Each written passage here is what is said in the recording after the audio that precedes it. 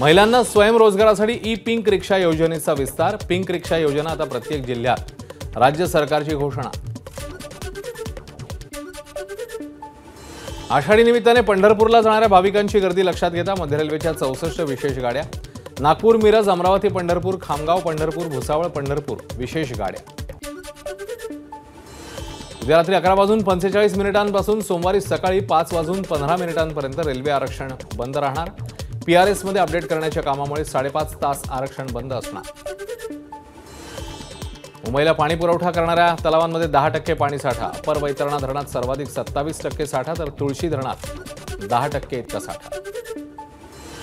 नाशिक जिल्ह्यात फक्त 9% पाणीसाठा शिल्लक। गंगापूर धरणाचा पाणीसाठा 22%वर। नाशिककरांवर पाणी कपातीची टांगती तलवार कायम। पुढची लोकसभा बारामतीतनं लढणार। राष्ट्रीय समाज पक्षाचे अध्यक्ष महादेव जानकर यांची घोषणा। दुधाला आणि कांद्याला योग्य भाव मिळावा मागणीकरता निलेश लंकेंच्या नेतृत्वाखालील आंदोलनाचा दुसरा दिवस। अहमदनगर जिल्हाधिकारी कार्यालयासमोर लंकेंचं आंदोलन। निलेश लंकेंच्या आंदोलनात त्यांच्या पत्नी राणी लंके यांचाही सहभाग। जोपर्यंत जिल्हाधिकारी आंदोलनस्थळी येऊन शेतकऱ्यांची भूमिका समजून घेत नाहीत तोपर्यंत आंदोलन सुरूच ठेवणार, लंकेंचा इशारा।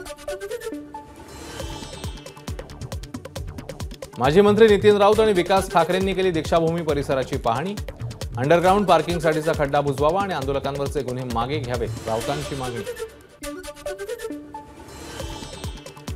विश्वविजयानंतर अर्शदीप सिंग चंदीगडमध्ये दाखल। यावेळी क्रिकेट प्रेमींकडून अर्शदीपचं जल्लोषात स्वागत।